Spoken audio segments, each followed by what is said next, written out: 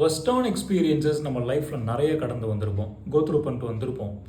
இப்போ இந்த செகண்ட் நம்ம யோசித்தோம் அப்படின்னாலும், இனிமேல் அந்த மாதிரியான ஒரு எக்ஸ்பீரியன்சஸ் என் வாழ்நாளில் வந்துடவே கூடாது அப்படின்ட்டு நம்ம நிறைய தடவை யோசிச்சுருக்கலாம்.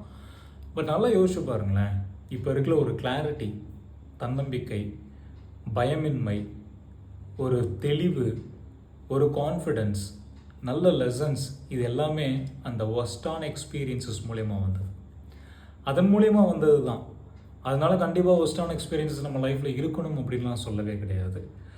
தவிர்க்க முடியாத சில காரணங்களால், சில சந்தர்ப்ப சூழ்நிலைகளினால கசப்பான விஷயங்கள் நடந்துருச்சு அப்படின்னா, அதை போட்டு யோசித்து மண்டையை போட்டு குழப்பணுங்கிற அவசியமே கிடையாது. ரொம்ப ரிக்ரெட் பண்ண தேவையில்லை அப்படிங்கிறது தான்.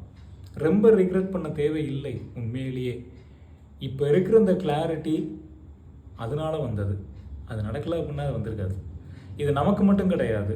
மிகப்பெரிய தலைவர்கள், மன்னர்கள், புரட்சியாளர்கள், ஒரு சாதாரண இடத்துலேருந்து மிகப்பெரிய இடத்துக்கு உசந்த ஒவ்வொரு மனிதர்களுக்குமே பார்த்தீங்க அப்படின்னா சில ஒர்ஸ்டான எக்ஸ்பீரியன்ஸஸை கோத்ரூ பண்ணிட்டு தான் வந்ததுனால தான் அவங்க மிகப்பெரிய ஒரு பலசாலியாக, பலமுள்ள மனிதர்களாக இன்றைக்கி இருந்திருக்காங்க. பெயர்கள் பொறிக்கப்பட்டிருக்கு, பதிக்கப்பட்டிருக்கு. The greatest lessons are definitely from not so great experiences. Greatest lessons are definitely from not so great experiences.